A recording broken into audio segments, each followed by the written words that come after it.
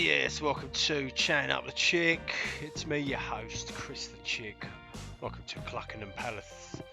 The palace is fine, the palace is working well, and the Queen is expected soon. Right, this week, New Zealand decided they were going to follow the Aussies and get some of the Delta variant of COVID-19 here in the country. And straight away, within 12 hours of realizing it was in the country, bang, we was in a lockdown. And I had one of my family members say to me, they sent a message saying, one case of COVID and you locked the whole country down. Ha ha ha. We just had 26,000 cases today. I didn't know how to take that, first of all. I was like, well, that sucks that you got 26,000 cases. But then it made me realize that,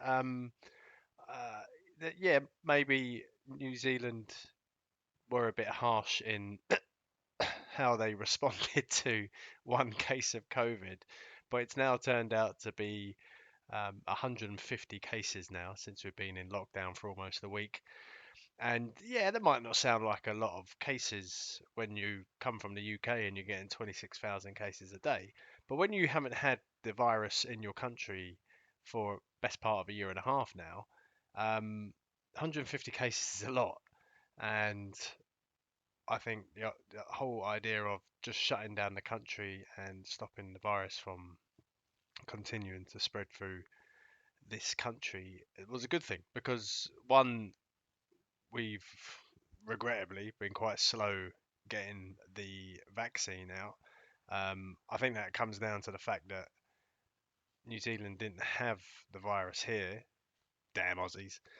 So that contributed, I suppose, to a slow movement in terms of the vaccines, or maybe they were trying to see how it worked out around the world before they started making the choice to get the people vaccinated quick. I don't know. You could argue as also that they're very slow in getting it out in the first place, which I'm tend to agree. Even though I'm a big fan of the government and how they've handled the whole COVID situation anyway. But I wanted to have this opportunity to tell you 5 things why a lockdown is good. Yes, yes. Roll that intro.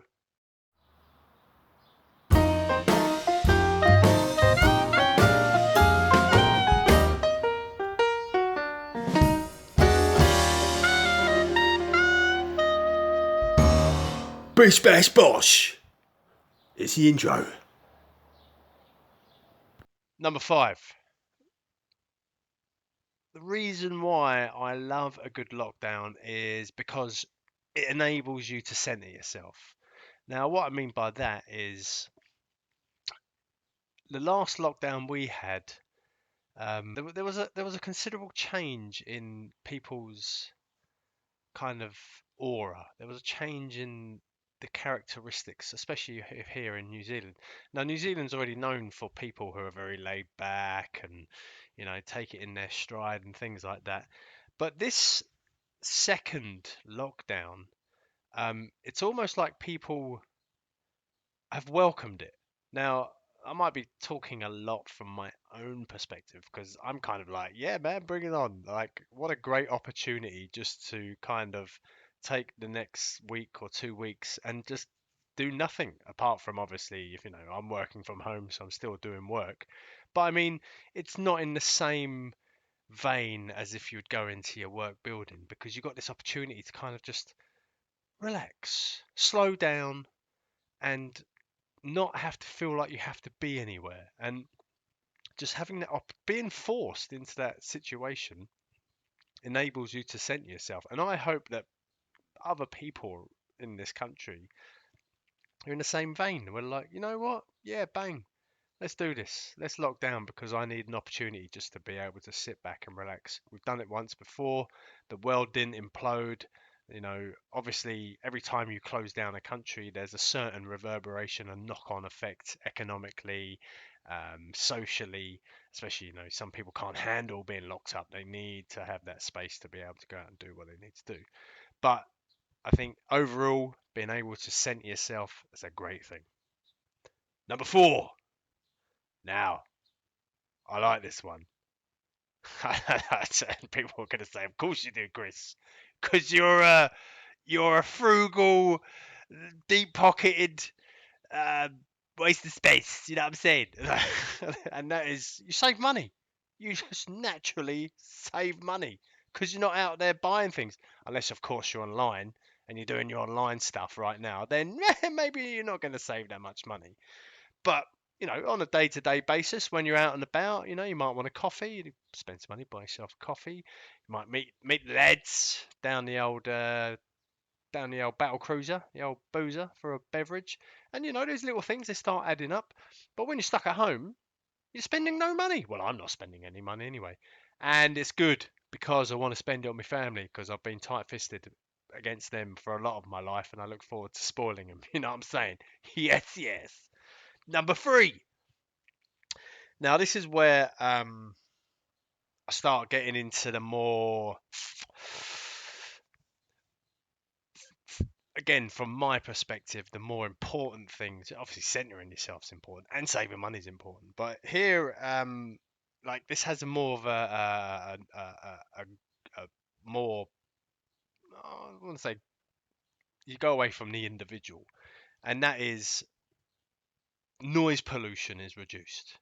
Now, one thing about where I live is that we have a motorway that's less than a kilometre away. I think it's probably even less. It's probably about 600 meters away. And so you get that ambient kind of drone in the morning when you got a large amount of traffic, and then you have that ambient drone on the way back during the late evening.